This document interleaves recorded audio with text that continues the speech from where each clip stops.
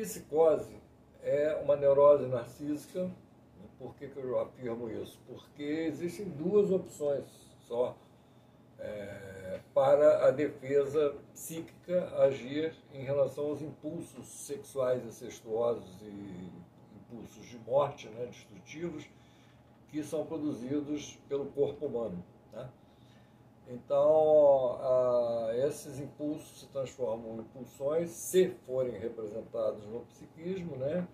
E a partir daí nós temos, então, situação de que esses impulsos passam a se tornar indesejáveis, né? Inaceitáveis pelo ego, à luz dos interesses da sobrevivência do psicossoma, a mente-corpo, né?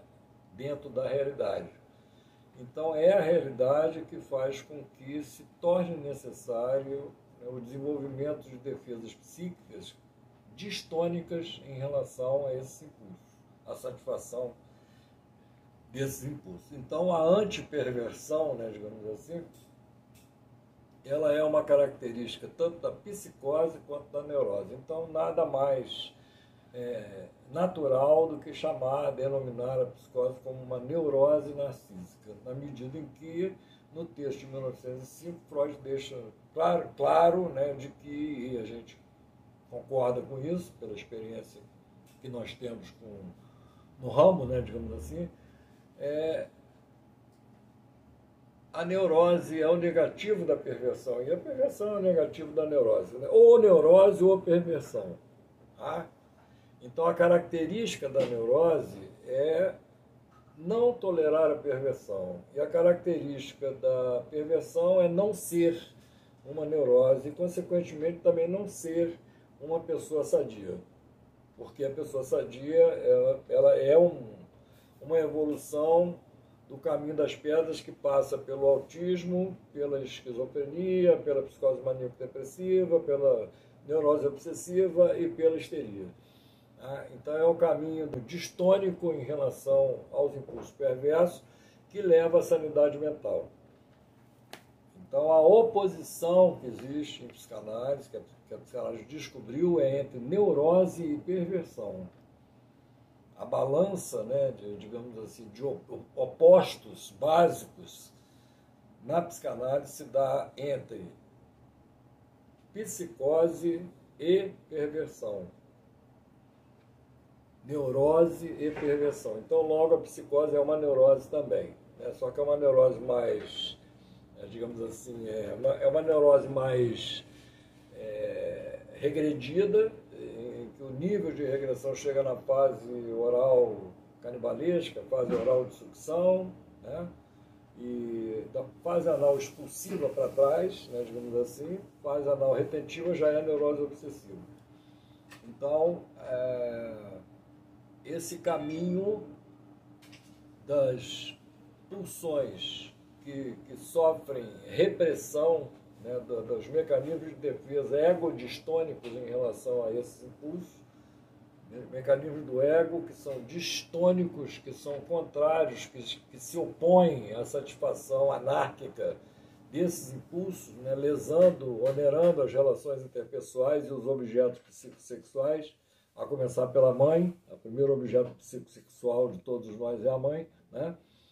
Então, para proteger a mãe, para proteger a relação com a mãe, nós nos posicionamos de uma maneira distônica em relação à satisfação anárquica dos nossos próprios impulsos. Quais impulsos? Os sexuais, incestuosos, e os impulsos destrutivos sustentados pela ação inconsciente da opção de morte. Tá?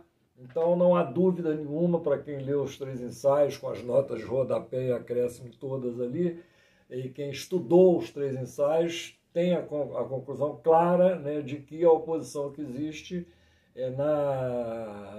na estruturação do mundo psíquico, na possibilidade, né, nas possibilidades de sobrevivência da espécie e do indivíduo, né, desenvolvimento do indivíduo humano, é preciso superar essa perversão, e o caminho passa pela distonia em relação a esse impulso perverso. Então, primeiro a distonia, o resto vem depois. Tá?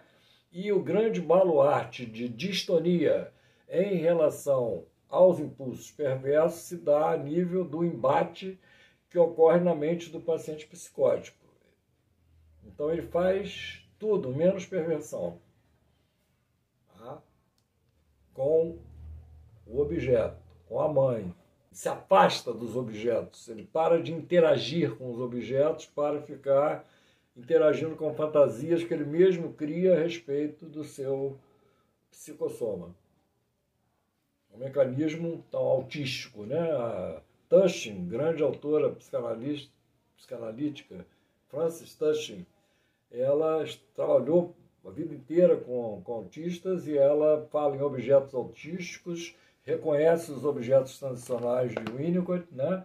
E descreve esses objetos autísticos também como fantasias produzidas pela mente a partir da sua experiência com o corpo, com as funções corporais. Né? Você pode chamar de refúgio psicossomático também, muito usado por quem usa drogas, né? Refúgio psicossomático. Foge da relação com as pessoas e fica numa relação imaginária consigo mesmo. Está na moda agora, amigo imaginário, amiga imaginária. Né? Pois é, o refúgio psicossomático. A pessoa sozinha com ela mesma, fantasiando, imaginando, a partir do que ela conhece, do que é estar vivo, aprendido isso, né, com as funções corporais que ela mesma exerce. Então, o alimento, por exemplo, tem que ser digerido e excretado, né? Não tem como não ser um aprendizado de o que fazer com o alimento. Né? Ele tem que ser digerido e tem que ser excretado. Então, tem coisas óbvias, básicas, né, de que as funções corporais nos mostram como né, proceder para lidar com determinadas situações, né, que nós podemos assimilar para a resolução de problemas psíquicos também, oriundos da nossa experiência com o nosso próprio corpo, nossa capacidade de sobrevivência. Isso é muito importante, né? Tem várias funções da química orgânica que são assim, né? O aprendizado do qual é a melhor maneira de fazer com que o vírus não entre na célula e do ponto de vista do vírus, qual é a melhor maneira para ele poder entrar na célula, né? Então, todas essas, digamos assim, esses encaixes de chave com fechadura, né, para poder abrir, né, processos que já estão ali previamente guardados para, né, digamos assim, ocorrerem, nos são ensinados pelas experiências somáticas, digamos assim. E a mente também interage com isso, né, e representa, né, esses processos. Então, por exemplo, os próprios processos de identificação, né, eles são muito ligados com incorporação, excreção. Né? Tem um sintoma da crise maníaca, por exemplo, que a pessoa ingere excreta tudo que ocorre com ele. Né? As coisas não duram, né? Não assimila nada, né? Digamos assim, ele só ingere, joga fora, ingere, joga fora. Ele valoriza uma coisa agora e desvaloriza essa mesma coisa um segundo depois. E assim vai, e não consegue assimilar coisa nenhuma, não consegue refletir a respeito de coisa nenhuma. Né? Então, isso é um mecanismo doentio que usa uma perversão, né, da função de modulação dessa balança que existe entre a ingesta das coisas e a excreção das coisas. Então, uma identificação, por exemplo, ela começa com uma assimilação da coisa, né? Uma introjeção da coisa, né? uma incorporação da coisa que foi guardada, né? Digamos assim, e a partir dali você tem a identificação com essa coisa. No certo sentido, você guarda, né? Guarda no seu coração, né? Aquilo com que você se identificou. Tá bom? Então, a psicose ela é decorrente dessa oposição em relação à perversão. É o ringue, né, mor de luta em prol da rejeição ao modo perverso de estar no mundo.